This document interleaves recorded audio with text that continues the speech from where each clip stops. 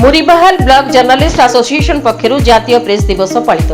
बलांगीर जिला मुरीबाहाल block journalist association पक्षरु जातीय press दिवस स्थानीय राधाकृष्ण शिव मंदिर सम्मुख पड़ियारे शनिवार एक भव्य समारोह रे पालित हो जाइछि।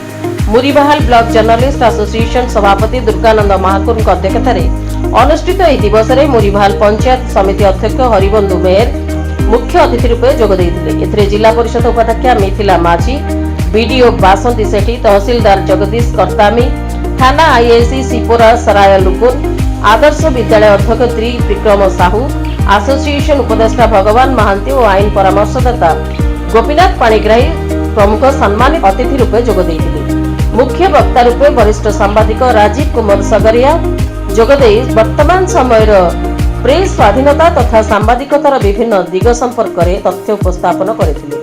मुरीबाहाल सरस्वती शिशु मंदिर छात्री माने स्वागत संगीत, आदर्श विद्यालय छात्री माने संबलपुरी नृत्य परिवेषण करथिले।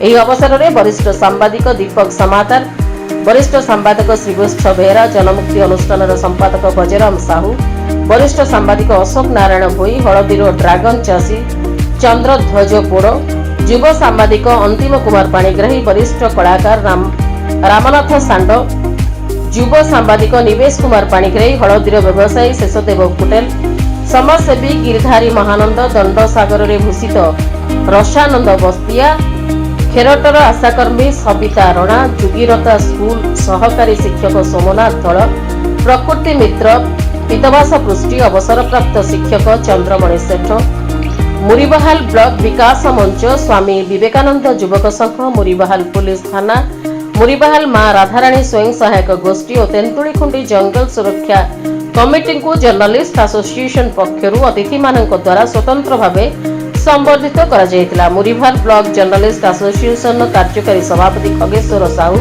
उपसभापति प्रेमानंद तांडी, गिरिधारी साहू, सह संपादक मोतीलाल तांडी, सुभाष माझी, पार्थव लुहा, सुधीर तांडी, हृदानंद बाग, मदन मोहन साहू, सुमंत महालिंग, चूड़ामणि महाकुर प्रमुख योगदान करथिले।